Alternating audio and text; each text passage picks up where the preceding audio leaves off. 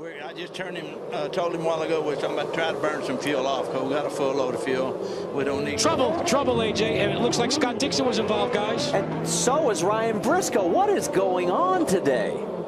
Boy, just after I finished saying that for Scott Dixon, he just had to get to the end and collect points and take advantage of the other guys that had problems.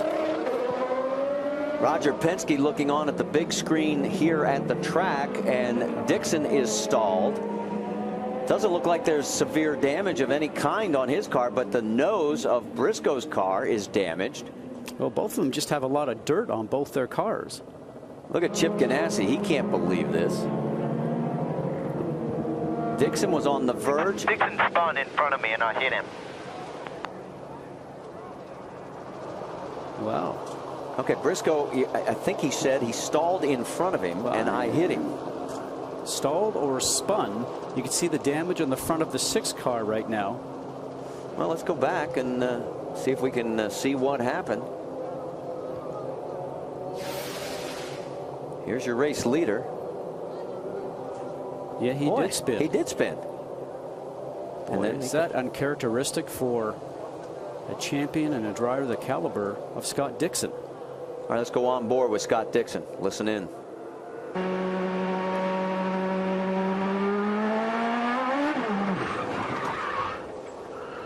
Just getting back on the gas. You know, it's strange because he wasn't coming up to the start. It's almost like he thought that he was about ready to go for a restart. He was too far behind Manning. He just steps out on him from Ryan Hunter-Reay's perspective. Boy, he almost clipped a wheel. Because on the restart, Bobby Rahal's very happy because he knows 2 prime contenders right now are out of it. And for Chip Ganassi, he's just going, man, what is going on here? But Marty, overall, for a guy like Darren Manning, he's going to love it. Briscoe doesn't get a chance to win. Roger Penske returns after being away for a couple of events, and he sees all this going on. And the points championship now is getting a little different. Well, the damaged number 6 is back in. They'll change the nose, but you mentioned points. Well, instead of being a 70-point lead as of right now, it would be back to 46 between the 9 car and the 3 of Elio Castroneves. 55 back to Dan Weldon. Vince?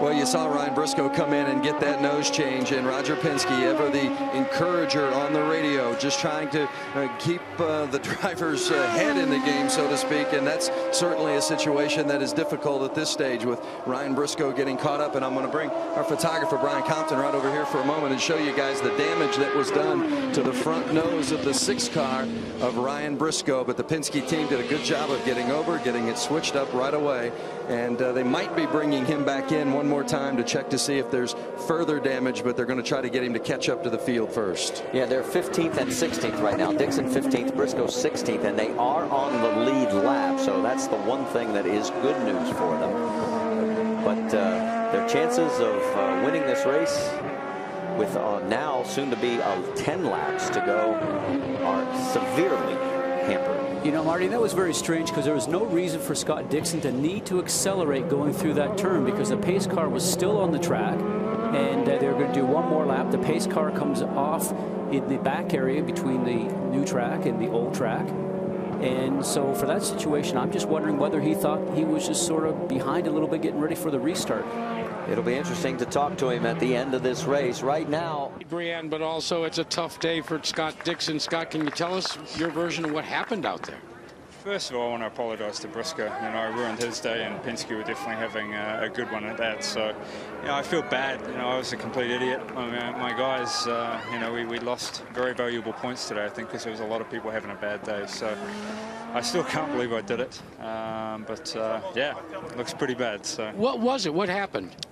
I was just trying to burn the front tires off a bit because on new tires and on the restarts, you know, I was very loose. So I was trying to heat them up, see if that would help it, and got a bit aggressive on, you know, went a little higher into turn, then, you know, floored it with the steering lock in it, and the thing snapped on me. So, you know, I feel more down for Briscoe and the boys. Let's find out Briscoe's side with Vince Welch, guys. Well, Ryan, we saw on the replay you didn't have any choice, but how do you put into words what's happened here today? It's unfortunate, you know. I imagine how Scott's feeling right now, and you you know, I guess all of us will mess up every now and again. I just wish he could have messed up and not gotten me involved in that moment. But you know, it's a tough one because you know, the car's been running strong here all weekend, and I think we had a real shot for a win, or at least, you know, it would have been a real good fight between me and Dixie down to the finish line. So hey, that's life, and you know, we'll move on. But congrats to Hunter-Reay. You know, he was strong here all weekend, and you know, he deserves the win.